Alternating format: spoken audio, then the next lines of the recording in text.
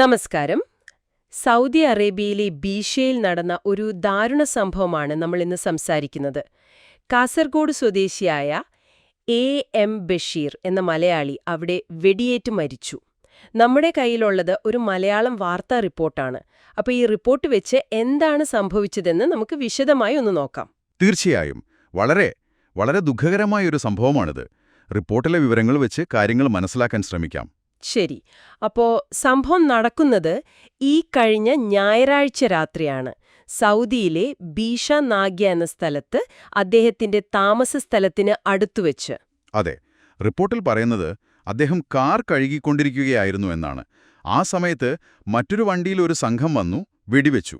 വെടിയൊച്ച കേട്ട ആളുകൾ ഓടിയെത്തുമ്പോൾ കാറിന്റെ ഡിക്കിക്ക് സമീപം വീണ് കിടക്കുകയായിരുന്നു ബഷീർ. ഉടനെ ആശുപത്രിയിലേക്ക് കൊണ്ടുപോയെങ്കിലും വഴിമധ്യം മരണം സംഭവിച്ചു. അതെ, 41 വയസ്സായിരുന്നു പ്രായം. കാസർഗോഡ് ബദിയൊടുക്ക സ്വദേശിയാണ്. ശരി. അപ്പോ അന്വേഷണത്തിന്റെ കാര്യം എന്തായി? എന്തെങ്കിലും പുരോഗതി? പുതിയ വിവരങ്ങളനുസരിച്ച് റിയാദിൽ വെച്ച് 2 പേരെ പിടികൂടിയിട്ടുണ്ട്. അവർ സൗദി പൗരന്മാരാണ്, കൗമാരക്കാരാണെന്നാണ് സൂചന.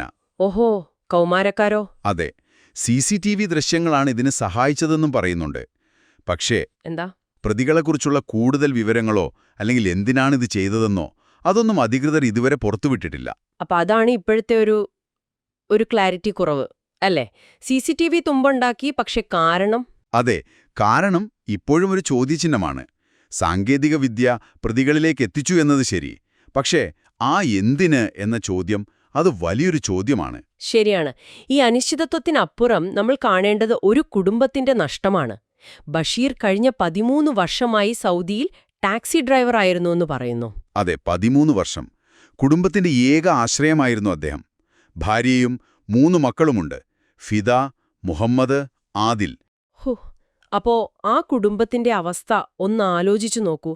ഈ വാർത്ത നാട്ടിലും പിന്നെ സൗദിയിലെ പ്രവാസി സമൂഹത്തിലുമുണ്ടാക്കിയ ഞെട്ടൽ അത് ഊഹിക്കാവുന്നതേയുള്ളൂ. തീർച്ചയായും. ഈ സംഭവം നമ്മളെ വേറെ ചില കാര്യങ്ങൾ കൂടി ഓർമ്മിപ്പിക്കുന്നുണ്ട്. അതായത്, വിദേശത്ത് ജോലി ചെയ്യുന്നവരുടെ സുരക്ഷ. വർഷങ്ങളായി ഒരിടത്ത് ജീവിക്കുന്ന ഒരാൾ സ്വന്തം വീടിനടുത്ത് വെച്ച് ഇങ്ങനൊരു ആക്രമണം നേരിടുന്നു. അതെ, അതും ഒരു സാധാരണ പ്രവൃത്തിയിൽ ഏർപ്പെട്ടിരിക്കുമ്പോൾ കാറ് കഴുകുക എന്നത്. അതെ. അപ്പോ പരിചിതമായ ചുറ്റുപാടുകൾ പോലും എത്രത്തോളം അപകടം നിറഞ്ഞതാവാം എന്നൊരു ചിന്ത വരും. പിന്നെ ഈ മരണാനന്തര നടപടികൾ, മൃതദേഹം നാട്ടിലെത്തിക്കാനുള്ള നിയമപരമായ കാര്യങ്ങൾ. ശരിയാണ്, അതും ഒരു വലിയ കടമ്പയാണ്. പലപ്പോഴും ബന്ധുക്കളും അവിടത്തെ സാമൂഹിക പ്രവർത്തകരും എംബസിയുമൊക്കെ ഇടപെടുന്നുണ്ടാവും. അതെ അതെ, എല്ലാവരും അതിനുള്ള ശ്രമത്തിലാണ്. നിലവിൽ മൃതദേഹം ബീഷയിലെ മാലിക് അബ്ദുല്ല ആശുപത്രി മോർച്ചറിയിൽ സൂക്ഷിച്ചിരിക്കുകയാണ്. നിയമ നടപടികൾ പൂർത്തിയാക്കി നാട്ടിലെത്തിക്കാനുള്ള ശ്രമം നടക്കുന്നു. അപ്പോൾ ഉടനടിയുള്ള കാര്യങ്ങൾ ഇതൊക്കെയാണ്. മൃതദേഹം നാട്ടിലെത്തിക്കണം, കുടുംബത്തിന് താങ്ങാവണം. പക്ഷേ ആത്യന്തികമായി ഈ കേസിനൊരു വ്യക്തത വരുമോ? നീതി കിട്ടുമോ? അതാണ് കാത്തിരുന്ന് കാണേണ്ടത്. ചുരുക്കി പറഞ്ഞാൽ എന്താണ് സംഭവിച്ചത് എന്ന് നമുക്കറിയാം. ബഷീർ കൊല്ലപ്പെട്ടു, 2 പേരെ പിടികൂടിയിട്ടുണ്ട് എന്ന് സൂചനയുണ്ട്. പക്ഷേ എന്തിനിത് ചെയ്തു, പിടിയിലായവരുടെ പങ്കെന്താണ്, അതൊന്നും വ്യക്തമല്ല. പിന്നെ ഈ സംഭവമുണ്ടാക്കിയ ആഘാതം അത് വളരെ വലുതാണ്. ശരിയാണ്.